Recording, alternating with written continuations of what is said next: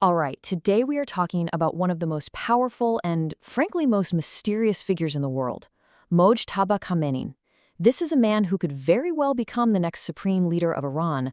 But here's the thing, he's practically a ghost, an invisible force whose influence stretches way, way beyond his own country. I mean, think about it. For years, Mujtaba has been a total enigma. He's the son of the guy in charge, the supreme leader, but he operates completely in the shadows. There are almost no recent photos of him, no public speeches. So the question is, how on earth can someone this invisible be so incredibly powerful? And this really tells you everything you need to know about the stakes. You might not know his name, but world leaders, oh, they absolutely do. Just the idea of him becoming supreme leader was enough for the United States to immediately and forcefully shut it down. So this isn't just about who's next in line. This is about a potential earthquake in global politics. To really get a handle on Mojtaba, you have to go back to his beginning. He wasn't raised in some peaceful, quiet palace. His entire youth was forged in the fire of revolution and a really brutal, bloody war. Just look at this timeline for a second. When he's just 10 years old, a revolution turns his entire country upside down. At 11, the Iran-Iraq War kicks off. At 12, his own father becomes president. For a young kid, conflict wasn't just some event on the news. It was literally the air he breathed. So what does he do? At just 17, he doesn't use his dad's name to get out of it. Nope, he enlists and goes straight to the front lines. And this brings us to the two sides of Mujtaba Khamenei, two identities that seem like they shouldn't go together, but they create this uniquely powerful person, the soldier and the scholar. You see, his military service isn't just some line on a resume. It is the bedrock of his power. Sources say he wasn't treated like the president's son at all. He fought on the front lines, led his battalion deep into enemy territory. He even famously planted Iranian flags on 30 different Iraqi mountain peaks. He spent a full decade as one of the guys, building this unbreakable bond with the military, especially the super powerful Revolutionary Guard. And then, after a decade in combat gear, he does a complete 180. He trades the uniform for the robes of a religious scholar. Now, this wasn't just a career change. It was a really strategic move. It added religious credibility to his military street cred. He started studying under Iran's top religious teachers, getting ready for a whole different kind of power.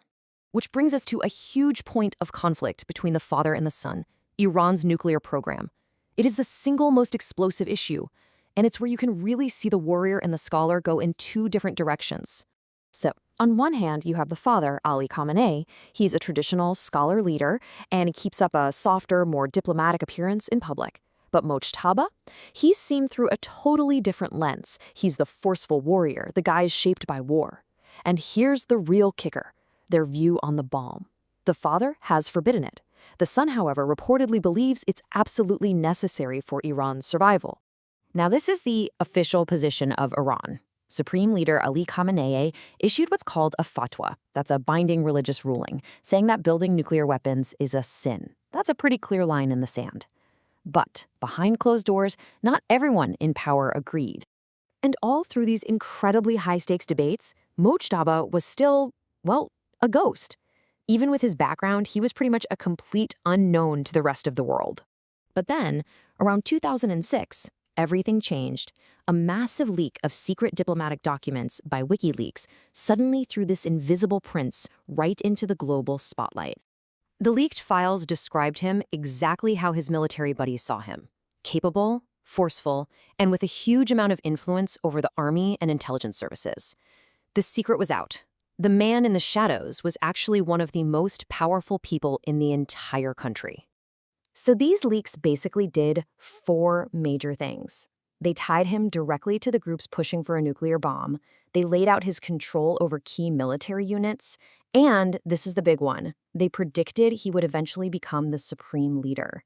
From that moment on, you can bet that intelligence agencies in the US and Israel started watching his every single move.